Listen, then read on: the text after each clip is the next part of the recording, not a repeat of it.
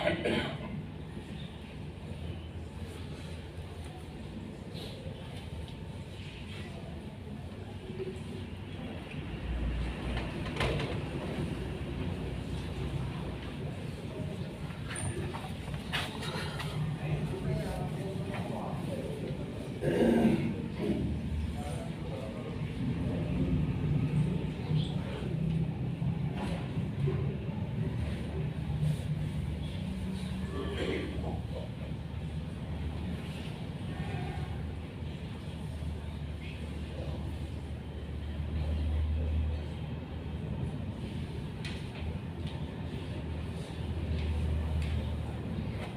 الحمد لله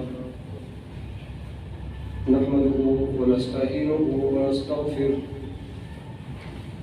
ونعوذ بالله من شرور أنفسنا ومن سيئات أعمالنا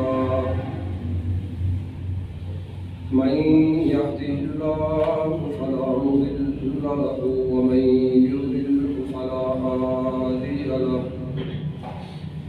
وأشهد أن لا إله إلا الله وحده لا شريك له وأشهد أن محمدا عبده ورسوله صلى الله تعالى عليه وآله وسلم. أما بعد، يا أيها الذين آمنوا اتقوا الله حق تقاته ولا تموتن إلا وأنتم مسلمون. يا أيها الناس اتقوا ربكم الذي خلقكم من نفس واحدة وخلق منها زوجها وبث منهما رجالا كثيرا ونساء واتقوا الله الذي تساءلون به والأرحام إن الله كان عليكم رقيبا. يا أيها الذين آمنوا اتقوا الله وقولوا قولا سديدا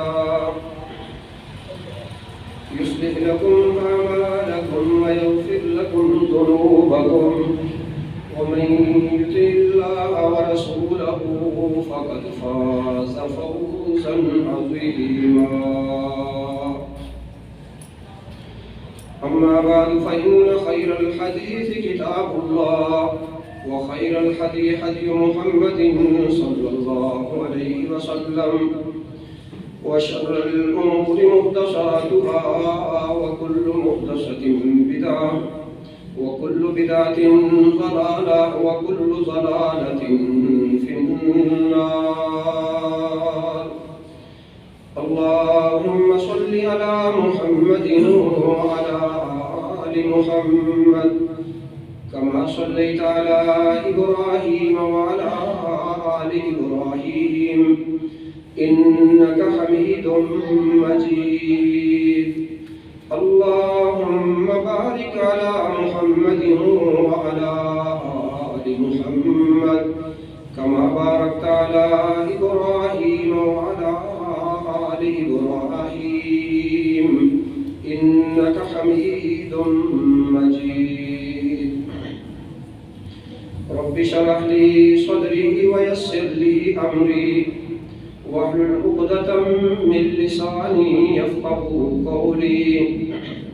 رب زدني علما رب زدني علما.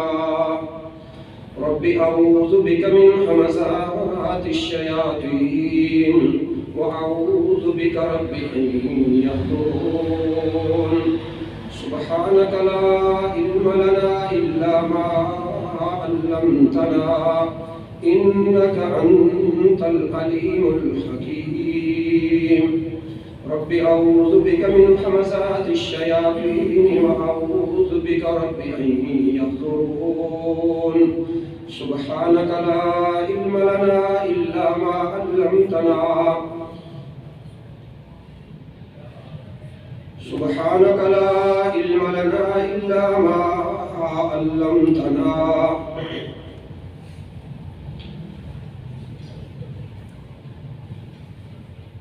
أعوذ بالله من الشيطان الرجيم بسم الله الرحمن الرحيم الذين إن مكناهم في الأرض أقاموا الصلاة وآتوا الزكاة وأمروا بالمعروف ونهوا عن المنكر وللہ عاقبۃ الامور۔ تمام قسم کی تعریفات، تسبیحات، تکبیرات خالق کائنات، مالک ارض و سما،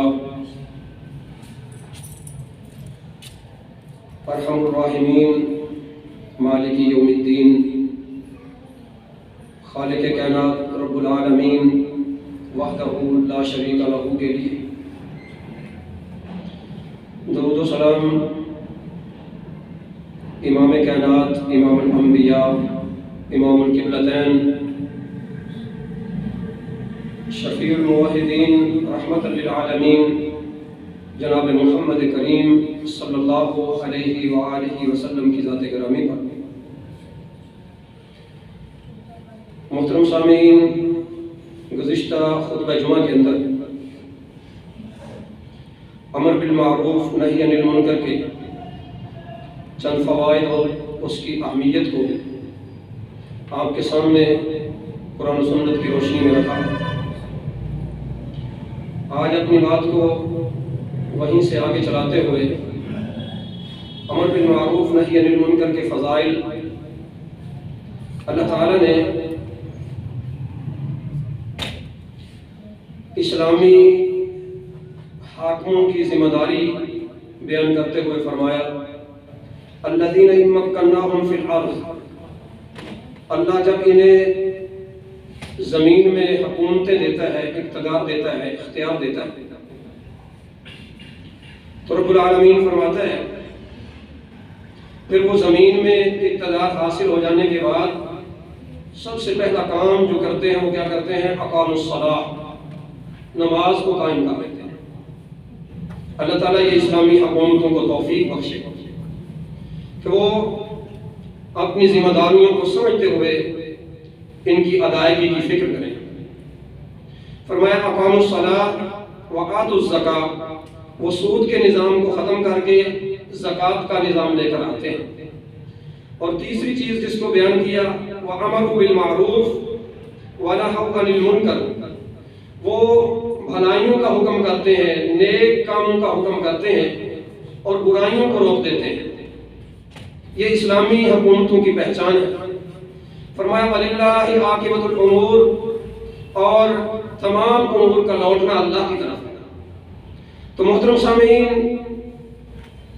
امر بالمعروف نہی عن المنکر یہ ایسا ذیشان اور پروقار کام ہے جس کو تمام انبیاء نے سر انجام دیا، اور انبیاء کے بعد انبیاء کی تعلیم پر ایمان لانے والے اصحاب کرام رضوان اللہ علیہ اجمعین اہل ایمان نے سر انجام دیا۔ پھر ان کی پیروی کے اندر قیامت تک آنے والے تمام ایماندار سارے لوگ یہ ذمہ داری، یہ فریضہ اس کو ادا کرتے رہیں گے۔ اللہ تعالیٰ نے بھی اسی بات کا احساس دلایا ہے وَلْتَكُن مِّنكُمْ أُمَّةٌ يَدْعُونَ إِلَى الْخَيْرِ، تمہارے اندر ایک امت، ایک جماعت ایسی ہونی چاہیے جو خیر کی طرف لوگوں کو بلاتی رہے۔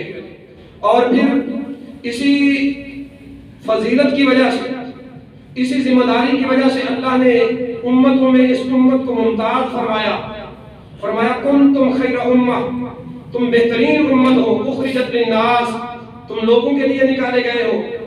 تم کیا کرتے ہو؟ تأمرون بالمعروف وتنہون عن المنکر، تم اچھائی کا حکم کرتے ہو، برائیوں سے روکتے ہو۔ وتؤمنون باللہ، اور تم اللہ پر ایمان رکھتے ہو۔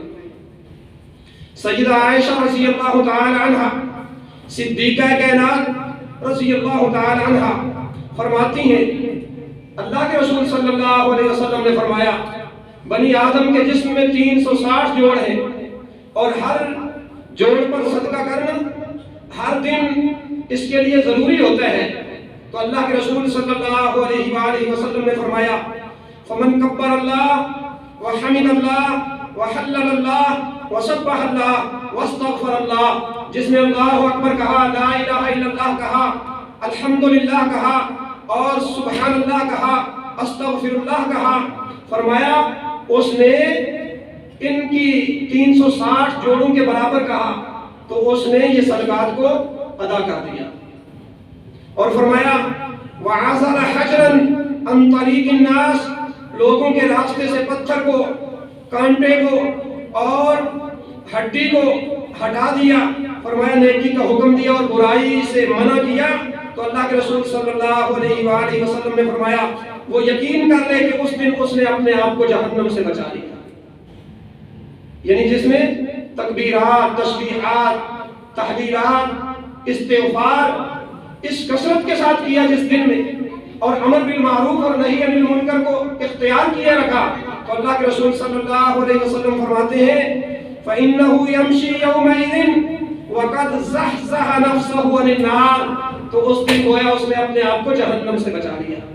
میرے محترم بھائیوں، ہمیں اپنی زندگی کا احساس کر کے اس کا محاسبہ کرنا ہوگا کہ کتنے دن ہماری زندگی میں ایسے آئے ہیں جس دن ہم نے اپنے آپ کو اس حدیث کے مطابق جہنم سے بچایا ہے۔ اگر اب تک کوئی ایسا نہیں آ سکا تو کوشش کریں اس حدیث کے مطابق ہر روز اپنے آپ کو جہنم سے بچانے کے لیے تدبیر کر لیا کریں، اس حدیث پر عمل کرتے ہوئے اپنے آپ کو جہنم سے بچا لیا کریں۔ اور پھر سیدنا ابو ذر رضی اللہ تعالیٰ عنہ فرماتے ہیں رسول اللہ صلی اللہ علیہ وآلہ وسلم کے اصحاب میں سے کچھ لوگ آپ کے پاس تشریف لائے اور آ کر کہنے لگے ذهب اہل الدثور بالاجور، اللہ کے رسول صلی اللہ علیہ وسلم مال و دولت والے لوگ اجر و ثواب لے گئے۔ فرمایا یصلون کما نصلی، وہ نماز پڑھتے ہیں جیسے ہم نماز پڑھتے ہیں، وَيَصُومُونَ كَمَا نَصُومُ، وہ روزے رکھتے ہیں جیسے ہم روزے رکھتے ہیں۔ فرمایا وَيَتَصَدَّقُونَ بِفُضُولِ أَمْوَالِهِمْ، اور وہ اپنے اضافی مالوں سے اللہ کے راستے میں صدقہ کرتے ہیں۔ فرمایا وہ اجر و ثواب کو لے گئے۔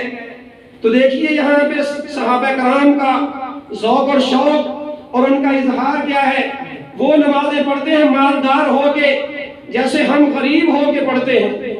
یہاں پہ غریب بھی بے نماز، مالدار بھی اکثریت بے نمازوں کی، غریبوں کی بھی بہتات جو ہے وہ بے نمازی ہے اور مالداروں کی بھی اکثریت جو ہے وہ بے نمازی ہے۔ صحابہ کیا کہتے ہیں ذهب اہل الدثور بالاجور، مالدار سبقت لے گئے اجر و ثواب کو حاصل کرنے کے اندر۔ اللہ کے رسول جیسے ہم نماز پڑھتے ہیں وہ بھی نماز پڑھتے ہیں، جیسے ہم روزے رکھتے ہیں وہ بھی روزے رکھتے ہیں۔ وَيَتَصَدَّقُونَ بِفُضُولِ أَمْوَالِهِمْ، وہ اپنے اضافی مالوں کے ساتھ اللہ کے راستے میں خرچ کرتے ہیں۔ ہمارے پاس وہ اضافی مال نہیں تو ہم سے آگے بڑھ گئے۔ تو اللہ کے رسول صلی اللہ علیہ وسلم نے فرمایا أَوَلَيْسَ قَدْ جَعَلَ اللَّهُ لَكُمْ مَا تَصَدَّقُونَ، کیا اللہ نے تمہارے لیے بھی صدقہ کرنے کا ذریعہ نہیں بنا دیا؟ تو آپ صلی اللہ علیہ وسلم نے فرمایا ان بکل تسبیحۃ صدقہ، ہر بار سبحان اللہ کہنا صدقہ ہے۔ فرمایا ان وکل تکبیرۃ صدقہ، ہر بار اللہ اکبر کہنا صدقہ ہے۔ وکل تحمیدۃ صدقہ، ہر دفعہ الحمدللہ کہنا صدقہ ہے۔ وکل تحلیلۃ صدقہ، ہر دفعہ لا الہ الا اللہ کہنا صدقہ ہے۔ اور آپ نے فرمایا وامر بالمعروف صدقہ، نیکی کا ہر حکم صدقہ ہے۔ اور آپ صلی اللہ علیہ وسلم نے فرمایا وَنَهْيٌ عَن مُنْكَرٍ صَدَقَةٌ، اور ہر برائی سے منع کرنا، ہر دفعہ منع کرنا صدقہ ہے۔ ہر برائی سے روکنا، ہر نیکی کا حکم جو ہے وہ صدقہ ہے۔ تو آپ اندازہ فرمائیں یہ کتنا آسان دین ہے کہ جس کے اندر سبحان اللہ کہنا، الحمدللہ کہنا، لا الہ الا اللہ کہنا، اللہ اکبر کہنا، یہ صدقات شمار کر دیا گیا۔ اور آپ نے فرمایا نیکی کا حکم کرنا اور برائی سے روکنا یہ بھی صدقہ ہے۔ تو میرے محترم بھائیوں، امر بالمعروف نہی عن المنکر گناہوں کو مٹا دیتا ہے۔ یہ کام گناہوں کو مٹاتا ہے انسان سے۔ سیدنا حذیفہ بن یمان رضی اللہ تعالیٰ عنہ فرماتے ہیں رسول اللہ صلی اللہ علیہ وآلہ وسلم نے ارشاد فرمایا، میں نے سنا آپ نے فرمایا فتنۃ الرجل فی اہلہ ومالہ وولدہ وجارہ، فرمایا بندے کی آزمائش اس کے گھر والوں کے اندر، اس کے مال کے اندر، اس کی اولاد کے اندر، اس کے پڑوسی کی وجہ سے وہ جن گناہوں کے اندر مبتلا ہوتا ہے فرمایا ان گناہوں کا کفارہ یکفرها الصیام، روزے رکھتا ہے گناہ مٹ جاتے ہیں، والصلاۃ نماز پڑھتا ہے گناہ مٹ جاتے ہیں، والصدقہ صدقہ کرتا ہے گناہ مٹتے رہتے ہیں، والامر بالمعروف ونہی عن المنکر، فرمایا وہ اچھی باتوں کی تعلیم دیتا ہے، اچھی باتیں سکھاتا ہے، اچھی باتوں کی طرف لوگوں کو لگاتا ہے، گناہ مٹتے رہتے ہیں، اور برائیوں سے منع کرتا ہے، روکتا رہتا ہے تو گناہ مٹتے رہتے ہیں۔ تو آپ اندازہ فرمائیں، اصل در حقیقت بات یہ ہے، جب کوئی بندہ کسی کام کو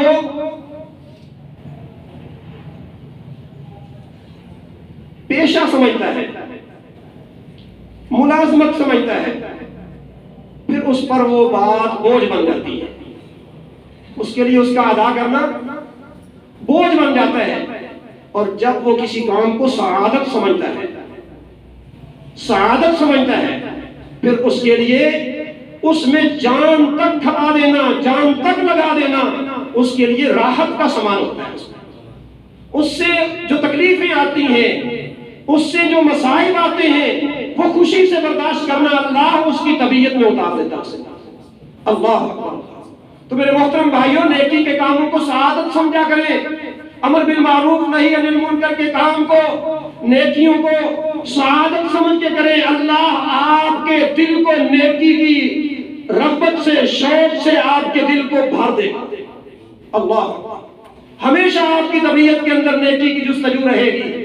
اور جب بندہ بوجھ سمجھتا ہے، پھر اس سے کمی کتراتا ہے، پھر بھاگتا ہے، اور جب سمجھتا ہے کہ یہ تو سعادت ہے، اللہ نے مجھے اپنے گھر میں توفیق دے دی، میں اللہ کے گھر کی طرف جا رہا ہوں۔ کتنے لوگ ہیں جو اس سعادت سے محروم ہیں، کتنے لوگ ہیں جن کے بچے صبح سویرے جاتے ہیں سکولوں کے اندر، کالجوں کے اندر دیگر فن سیکھنے کے لیے، میرا بچہ اللہ کے قرآن، اللہ کے دین، اللہ کے اسلام کی تعلیم کے لیے جاتا ہے، میرے گھر صبح سویرے اللہ کے ملائکہ آتے ہیں، میرے بچے کے پاؤں کے نیچے پر بچھاتے ہیں۔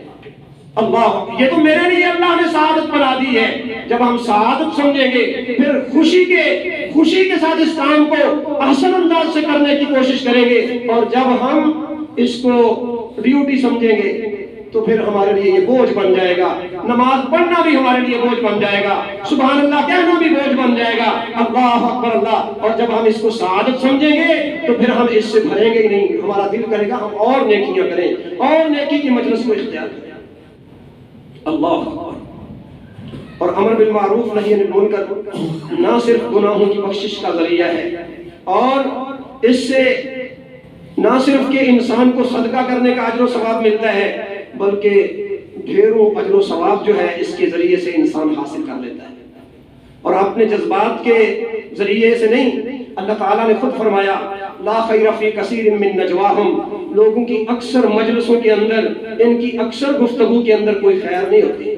یہ جو سرگوشیاں کان جوڑ کے ٹولیاں بنا کے سرگوشیاں کرتے ہیں، اکثر لوگ ایسے ہیں جن کی گفتگو کے اندر، جن کی ٹولیوں کے اندر کوئی خیر نہیں ہوتی۔ فرمایا الا من امر بصدقہ، ہاں جو صدقہ کرنے کا حکم دیتا ہے، فرمایا الا من امر بصدقہ او معروف، یا وہ بھلائی کا حکم کرتا ہے، او اصلاح بین الناس، یا لوگوں کے درمیان اصلاح کا حکم کرتا ہے۔ تو میرے محترم بھائیوں، جب بندہ خیر کی باتیں کر رہا ہو تو خیر کی باتوں کو چھپانے کی ضرورت پڑتی، خیر کی باتوں کو چھپانے کی ضرورت نہیں پڑتی۔ یہ مساجد کے اندر بھی ماحول آپ کو دیکھنے کے ملے گا، نماز پڑھیں گے، نماز کے بعد کان جوڑ کر ایسی ایسی گفتگو، چغلیاں، غیبتیں اور پتہ نہیں کیا کیا غیر سنجیدہ گفتگو کریں گے۔ اللہ اکبر اللہ۔ اللہ تعالیٰ فرماتا ہے اکثر وہ مجلسیں لا خیر فی کثیر من نجواہم، ان کے اندر کوئی خیر نہیں ہے، الا من امر بصدقہ، مگر جو صدقے کا حکم کرے، یعنی تم نے خفیہ گفتگو کی ہے، اس کے اندر کسی کی فلاح و بہبود کی، کسی کی معیشت کو مضبوط کرنے کے لیے، کسی کے ساتھ نیکی کا ہاتھ آگے بڑھانے کے لیے گفتگو کی ہے، تو یہ خیر کا کام ہے۔ اللہ، او معروف او صدقہ، فرمایا یا پھر وہ معروف نیکی کا اور اصلاح بین الناس، لوگوں کے درمیان اصلاح کا کام کرنے کے لیے۔ اللہ فرماتا ہے وَمَن يَفْعَلْ ذَلِكَ ابْتِغَاءَ مَرْضَاتِ اللَّهِ، اور جو اس کام کو اللہ کو راضی کرنے کے لیے کرے، وَمَن يَفْعَلْ ذَلِكَ ابْتِغَاءَ مَرْضَاتِ اللَّهِ، اللہ کی رضا تلاش کرتے ہوئے جو بندہ اس کام کو کرے تو اللہ تعالیٰ فَسَوْفَ نُؤْتِيهِ أَجْرًا عَظِيمًا، بہت جلد اس بندے کو بہت بڑا اجر عطا فرما دے گا، بہت جلد اس کو بہت بڑا اجر و ثواب عطا فرمائے گا۔ اللہ اکبر اللہ۔ امر بالمعروف نہی عن المنکر افضل جہاد ہے، اعلیٰ درجے کا جہاد ہے۔ اللہ کے رسول صلی اللہ علیہ وسلم سے سیدنا ابو سعید الخدری رضی اللہ تعالیٰ عنہ بیان کرتے ہیں، اللہ کے رسول صلی اللہ علیہ وسلم نے ارشاد فرمایا افضل الجہاد کلمۃ عدل عند سلطان جائر، بہترین جہاد، افضل جہاد وہ ہے، فرمایا جو ظالم بادشاہ کے سامنے کلمہ حق و انصاف کہنا ہے۔ افضل الجہاد کلمۃ عدل عند سلطان جائر، ظالم جابر حکمران کے سامنے، لوگ آپس میں تو گفتگو کر لیتے ہیں، لیکن جب کوئی عہدیدار، کوئی بڑا افسر، کوئی وزیر، کوئی مشیر، کوئی بڑا جو ہے وہ حکومت کی اتھارٹی والا، اس کے سامنے لوگ سچی بات کرنے سے کتراتے ہیں، جھوٹے لوگ غالب آ جاتے ہیں۔ اللہ اکبر اللہ۔ تو اللہ کے رسول صلی اللہ علیہ وسلم نے فرمایا کہ حق و انصاف کا کلمہ ظالم بادشاہ کے سامنے کہنا افضل الجہاد، یہ بہترین جہاد ہے۔ اور ایک روایت کے اندر اللہ کے رسول صلی اللہ علیہ وسلم نے فرمایا ان من اعظم الجہاد، سب سے بڑا جہاد کلمۃ عدل عند سلطان جائر، فرمایا سب سے بڑے جہاد میں سے یہ بھی ہے ظالم بادشاہ کے سامنے کلمہ عدل و انصاف کہنا۔ تو میرے محترم بھائیو، اللہ کے رسول صلی اللہ علیہ وآلہ وسلم سے سیدنا ابو امامہ رضی اللہ تعالیٰ عنہ بیان کرتے ہیں، ایک آدمی آیا چھوٹے جمرہ کے پاس، جمرہ اولا جس کو کہا جاتا ہے، لوگ چھوٹا شیطان کہتے ہیں اس کو، اس جمرے کے پاس آیا اور آ کر کہتا ہے اللہ کے رسول صلی اللہ علیہ وآلہ وسلم ای الجہاد افضل، کون سا جہاد سب سے افضل ہے؟ آپ نے جواب نہ دیا، خاموش رہے، آپ اگلے جمرے کے پاس چلے گئے، کینکریاں ماری، اس نے پھر وہی سوال دہرایا، آپ نے جواب نہ دیا، آگے چلے گئے، جب بڑے شیطان کے پاس، بڑے جمرے کے پاس چلے گئے، آپ کینکریاں مار چکے، آپ نے فرمایا این السائل، پوچھنے والا کہاں ہے، سائل کہاں ہے؟ تو اللہ کے رسول صلی اللہ علیہ وسلم کو وہ شخص کہنے لگا اللہ کے رسول میں حاضر ہوں۔ آپ صلی اللہ علیہ وآلہ وسلم نے کیا فرمایا؟ فرمایا کلمۃ حق عند سلطان جائر، کلمہ حق ظالم جابر حکمران کے سامنے کہنا یہ سب سے بڑا جہاد ہے، یہ سب سے بڑا جہاد ہے۔ اللہ اکبر اللہ۔ تو میرے محترم بھائیو، سیدنا ابو سعید الخدری رضی اللہ تعالیٰ عنہ بیان کرتے ہیں رسول اللہ صلی اللہ علیہ وسلم نے ہمیں خطبہ دیتے ہوئے ارشاد فرمایا الا لا یمنعن رجلا حیبۃ الناس ان یقول بحق اذا علمہ، خبردار کسی شخص کو، کسی آدمی کی حیبت، اس کا روب کلمہ حق کہنے سے نہ روکے جب وہ اس کا علم رکھتا ہو۔ یعنی معروف کا کام کرنا ہے، نہیں برائیوں سے منع کرنا ہے، کس چیز کے ساتھ؟ صرف اپنے جذبات کے ساتھ نہیں، اپنی خواہشات کے ساتھ نہیں، اپنے خیالات کے ساتھ نہیں، علم کے ساتھ۔ جس بات کا علم ہو کہ یہ معروف ہے، اور یہ بات میں نے پچھلے خطبہ کے آغاز میں عرض کر دی تھی، معروف ہر وہ حکم جو اللہ نے قرآن و سنت کے اندر بیان کر دیا اور جس کو پسند کیا، اور نہی عن المنکر، منکر وہ چیزیں ہیں جس سے اللہ کے رسول نے منع کر دیا، ان کو ناپسند کیا اور ان سے رک جانے کا حکم دیا۔ اللہ اکبر۔ تو نبی صلی اللہ علیہ وسلم نے فرمایا کسی بندے کو حق بات کہنے سے کسی شخص کی حیبت یہ معنی نہیں آنی چاہیے جب وہ اس کا علم رکھتا ہو۔ تو میرے محترم بھائیوں، امر بالمعروف نہی عن المنکر، اس کے بہت سارے فوائد اور فضائل قرآن و سنت کے اندر موجود ہیں۔ اس کے شرائط، وہ کون اس کام کو کرے اور کس طریقے کے مطابق کرے۔ اللہ اکبر۔ معروف کی تلقین کرنے، منکر سے منع کرنے والے شخص کو اس بات کا علم ہو کہ شریعت کی نظر میں واقعتاً وہ معروف ہے جس کی وہ دعوت دے رہا ہے، صرف یہ نہیں کہ میرے جذبات، میرے خیال، جیسا کہ یہ پچھلے دنوں سیالکوٹ میں واقعہ پیش آیا، لوگوں نے ایک شخص کو، اگرچہ وہ کافر تھا لیکن اس کو پکڑا اور پکڑ کے مارنے کے بعد وہ آگ کے اندر جلانے کا سارا منظر میڈیا پر پیش کر دیا گیا ہے۔ اللہ اکبر۔ اللہ کے رسول صلی اللہ علیہ وآلہ وسلم نے اسلام کے ذریعے سے وہ کافر جو ٹیکس دے کے ذمی کی حالت کے اندر تمہارے ملکوں کے اندر آباد ہیں، ان کی حفاظت کا ذمہ قبول کیا ہے۔ جس نے کسی ذمی کو قتل کیا، اللہ اکبر اللہ، وہ اللہ کے عذاب کے اندر گرفتار ہوتا ہے۔ یاد رکھیے یہ اسلام کا معاہدہ ہے ذمی لوگوں کے ساتھ، اور صرف اپنے جذبات یا ذاتی اناد کی وجہ سے ایک بندے کو اسلام کی اس نے مخالفت کی، اسلام کی بے حرمتی کی، تو اسلام کی بے حرمتی اور کئی مقامات پر ہو رہی ہے میرے محترم بھائیوں، ہمارے اپنے ہاتھوں سے کئی مقامات پہ ہو رہی ہے۔ ہم سیکھیں امر بالمعروف نہی عن المنکر کو نافذ کرنے سے پہلے یہ کن کی ذمہ داری ہے۔ اللہ اکبر اللہ۔ بندے کو پتا ہونا چاہیے کہ یہ جس کام کی طرف میں جا رہا ہوں یہ معروف ہے، قرآن و سنت کی روشنی میں اس کو معلوم ہونا چاہیے، نہ کہ اپنے جذبات اور خواہشات۔ اور جس سے وہ منع کر رہا ہے اسے معلوم ہونا چاہیے کہ واقعتاً وہ منکر ہے، جس سے وہ منع کرنا چاہتا ہے یہ منع کر رہا ہے۔ معروف یا منکر وہ نہیں جو عام لوگوں کی نظر میں معروف یا منکر ہو، بلکہ معروف جس کا حکم یا جس کی ترغیب قرآن و حدیث میں دی گئی ہو یا اس پر عمل کرنے والے لوگوں کی تعریف کی گئی ہو۔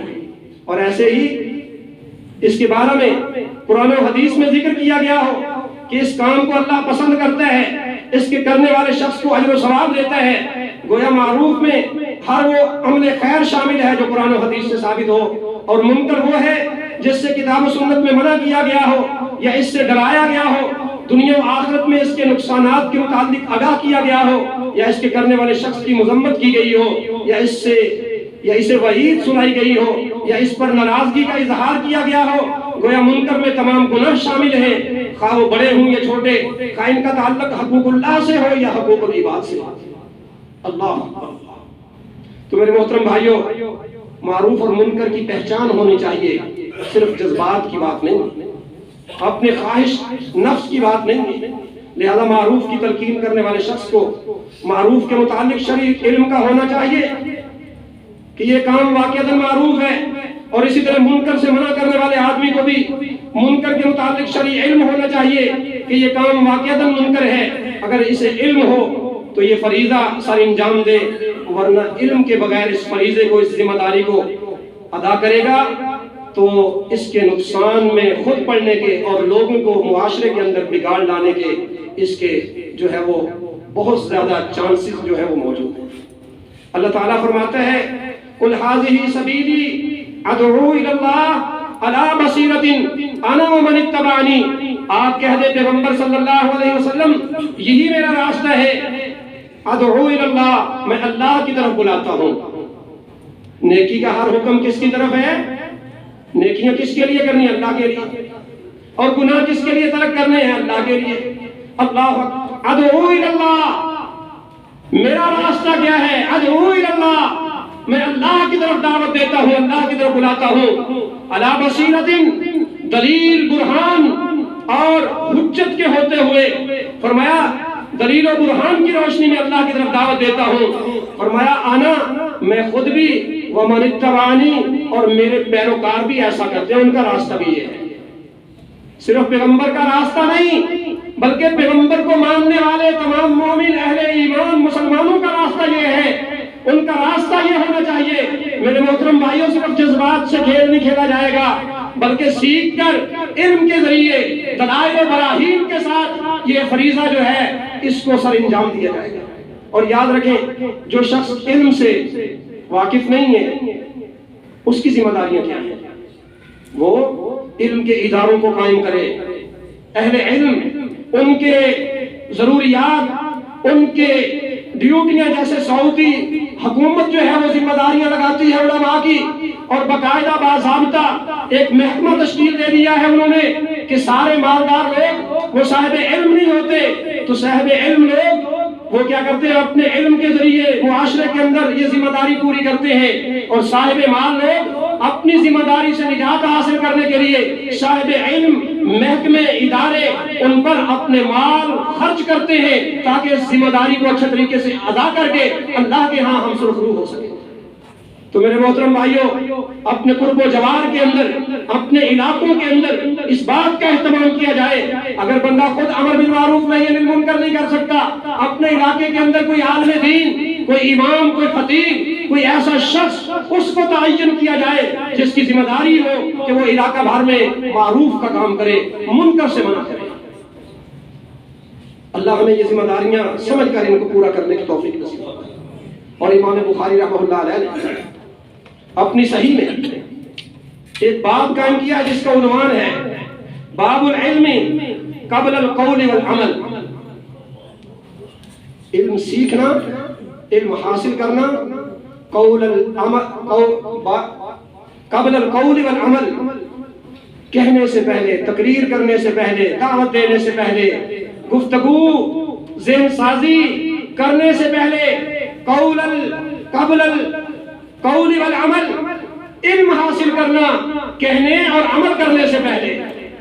یہاں پہ کیا ہے؟ 7 لاکھ روپیہ لگا کے، 5 لاکھ لگا کے حج کرنے جا رہا ہے. سیکھ کے کس سے جا رہا ہے؟ کہاں سے سیکھا ہے؟ کس عالم دین سے تربیت حاصل کی ہے؟ حج کرنے، چلو جی جیسے لوگ کریں گے ویسے ہم بھی کر کے آ جائیں گے. اور وہاں پہ اتنی جا کے بڑی غلطیاں کرتے ہیں. نہیں، امام بخاری رحمہ اللہ علیہ اس باب کے ذریعے امت کو پیغام دے کے چلے گئے. کیا؟ باب العلم قبل القول والعمل، کہنے سے پہلے، عمل کرنے سے پہلے اس کا علم حاصل کرنا ضروری ہے. کوئی بھی آپ نیک کام کرتے ہیں، نیکی کی طرف جانے کا آپ کا ارادہ ہے، نیکی کو سیکھیں، نیک کام کو سیکھیں، سیکھ کے کریں. اللہ اکبر. اللہ. اور سیکھیں گے کس سے؟ کچی روٹی اور پکی روٹی سیکھنے کے لیے یہ پڑھی ہے. سیکھنے کے لیے لوگوں کی اپنی بنائی ہوئی کتابیں نہیں چلیں گی، اپنے بنائے ہوئے دستور اور قانون نہیں چلیں گے. سیکھنے کے لیے کیا ہے؟ اللہ نے نازل کیا ہے اتبعوا ما انزل الیکم من ربکم، جو رب نے نازل کیا اس کی اتباع کرو. ولا تتبعوا من دونہ اولیاء، ان کے علاوہ جن جن کی اتباع کرتے ہو دوست بنا لیا ہے تم نے ان کو، اولیاء سرپرست بنا لیا ہے تم نے ان کو. اللہ کہتے ہیں ولا تتبعوا، ان سب کو ترک کر دو، ان کی اتباع نہ کرو. یعنی اتباع کے لیے کیا چیزیں انسان کے لیے، مومن کے لیے کافی ہیں؟ قرآن اور سنت. قرآن و سنت سے سیکھے گا، کسی دوسری چیز کی اس کو ضرورت نہیں ہے. اور صحابہ کرام رضوان اللہ علیہم اجمعین قرآن و سنت سے سیکھ کے جنت میں جائیں گے انشاءاللہ. اور آج کے دور کے لوگ بھی صحابہ کی اتباع میں قرآن و سنت پر عمل کر کے جنت میں جائیں گے. یاد رکھیے قیامت تک کے آنے والے لوگ قرآن و سنت پر عمل کر کے اللہ کی جنت کو حاصل کر سکیں گے. اس کے علاوہ اللہ نے کوئی اور معیار مقرر نہیں فرمایا ہے. اللہ نے جس کو معیار مقرر فرمایا ہے یا وہ کتاب اللہ ہے یا سنت رسول اللہ صلی اللہ علیہ وسلم. تو میرے محترم بھائیوں، امام بخاری رحمہ اللہ علیہ اپنے اس باب کے باندھنے کے اندر دلیل کے طور پہ لے کے آئے قرآن مجید کی آیت کو فَاعْلَمْ أَنَّهُ لَا إِلَهَ إِلَّا اللَّهُ. پیغمبر آپ بھی لا الہ الا اللہ کہنے سے پہلے لا الہ الا اللہ کو جانیے. آپ لا الہ الا اللہ لوگوں کو دعوت دے رہے ہیں. آپ کی نبوت کا مقصد لوگوں کو لا الہ الا اللہ سے آگاہ کرنا ہے. لیکن پیغمبر صلی اللہ علیہ وسلم آپ بھی لا الہ الا اللہ سے پہلے فَاعْلَمْ، اس کا علم جانیے، اس کو سیکھیے. پیغمبر کو سکھایا اللہ نے، اب ساری امت کی ذمہ داری ہے پیغمبر سے سیکھے. جیسے کلمے کا مفہوم پیغمبر نے سکھایا، جو عقیدہ پیغمبر کا ہے امت کی ذمہ داری ہے پیغمبر کے عقیدے کے مطابق اپنے عقیدے کو سیکھے. صرف یہ نہیں ہے کہ میں تو جناب پڑھا لکھا نہیں ہوں، میرے اوپر سیکھنا سکھانا کون سا ضروری ہے. اس بات سے انسان بری و ذمہ نہیں ہو سکتا. تو اللہ تعالیٰ نے پھر فرمایا وَاسْتَغْفِرْ لِذَنْبِكَ، پہلے سیکھ فَاعْلَمْ لا الہ الا اللہ، پہلے سیکھ لا الہ الا اللہ کون ہے، پھر استغفار کر. عمل بعد کے اندر بتایا گیا ہے وَاسْتَغْفِرْ لِذَنْبِكَ وَلِلْمُؤْمِنِينَ وَالْمُؤْمِنَاتِ، مومنوں مردوں کے لیے اور مومن عورتوں کے لیے. اللہ تعالیٰ نے بنو اسرائیل کے بہت سارے لوگ ان کی حالت کو بیان فرمایا اللہ نے وَتَرَا كَثِيرًا مِّنْهُمْ يُسَارِعُونَ فِي الْإِثْمِ وَالْعُدْوَانِ، ان میں سے اکثر لوگوں کو آپ دیکھیں گے گناہ اور زیادتی کے کاموں اور حرام خوری میں تگ و دو کرتے پھر رہے ہیں. فرمایا جو کام یہ کر رہے ہیں یقیناً وہ بہت برے ہیں. وَأَكْلِهِمُ السُّحْتَ لَبِئْسَ مَا كَانُوا يَعْمَلُونَ، فرمایا جو یہ کر رہے ہیں یہ بہت برے ہیں۔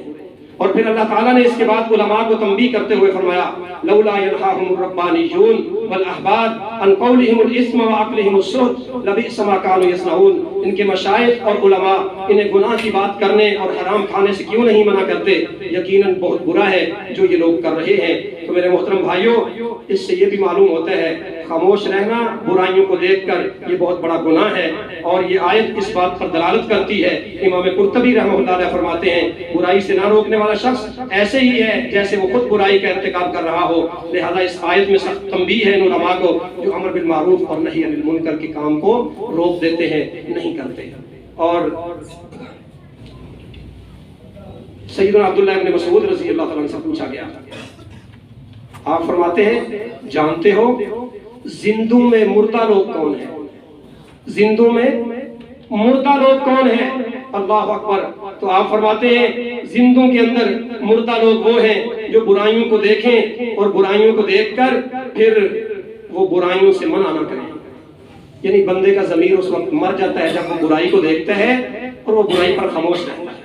تو عبداللہ ابن مسعود رضی اللہ تعالیٰ عنہ فرماتے ہیں الذی لا یعرف معروفا ولا ینکر منکرا، جو نیکی کو نیکی نہیں سمجھتا اور برائی کو برائی نہیں سمجھتا۔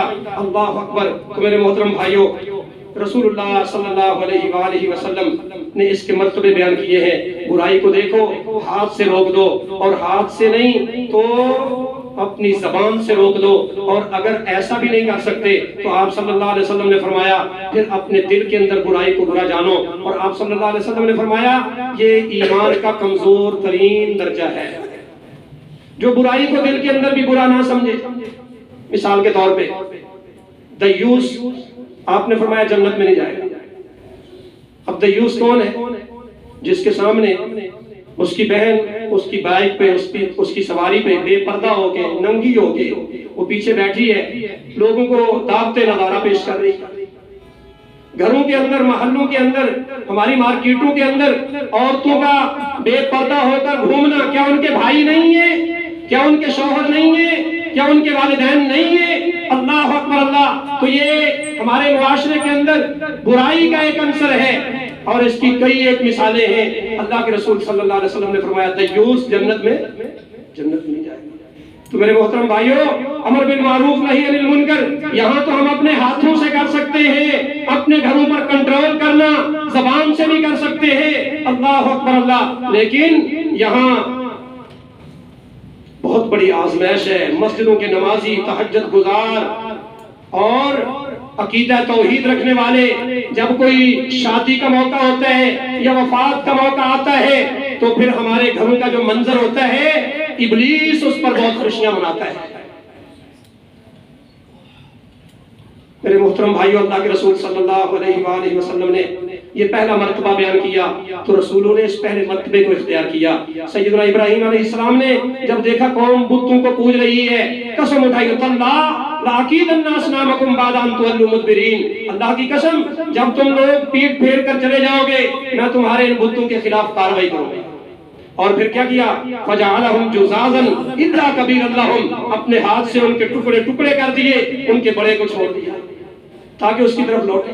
موسیٰ علیہ السلام سامری کے بنائے ہوئے معبود کے بارے میں کہا تھا وَانظُرْ إِلَىٰ إِلَٰهِكَ الَّذِي ظَلْتَ عَلَيْهِ عَاكِفًا، فرمایا اپنے معبود کو دیکھو جس کی عبادت پر تم جمے رہے تھے، فرمایا ہم اسے یقیناً جلا دیں گے، لَنُحَرِّقَنَّهُ، ان کے سامنے کہہ رہے ہیں ہم ان کو جلا دیں گے، ثُمَّ لَنَنْسِفَنَّهُ فِي الْيَمِّ نَسْفًا، پھر ہم اس کی رات کو سمندر برد کر دیں گے۔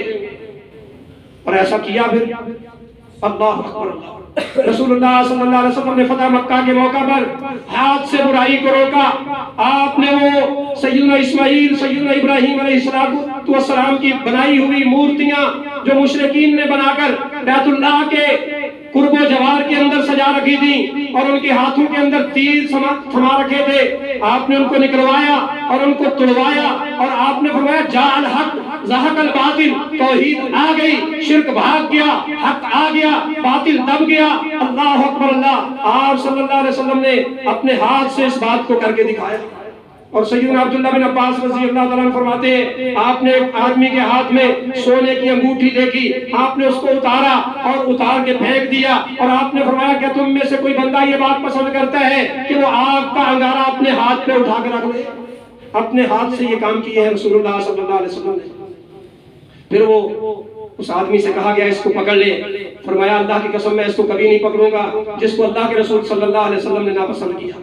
آپ گھر میں تشریف لائے، گھر میں تصویروں والے پردے لٹک رہے تھے، آپ نے اس کو پکڑا اور پھاڑ دیا۔ سیدہ عائشہ رضی اللہ تعالی عنہا اس گھر کے اندر موجود تھیں، تو آپ صلی اللہ علیہ وسلم نے فرمایا قیامت کے روز سب سے سخت عذاب ان لوگوں کو دیا جائے گا جو اللہ کی تخلیق سے مشابہت اختیار کرتے ہیں۔ سیدہ عائشہ رضی اللہ عنہ فرماتی ہیں پھر اس کے بعد ہم نے اس پردے کے تکیے بنا لیے، یعنی تصویروں کو پھٹ جانے کے بعد ہم نے اس کو پاؤں کے اندر روندنے کے لیے یا ٹیک لگانے کے لیے اگر تصویر والے تکیے ہیں تو یہ ذلت کا ایک مقام ہے۔ اللہ اکبر۔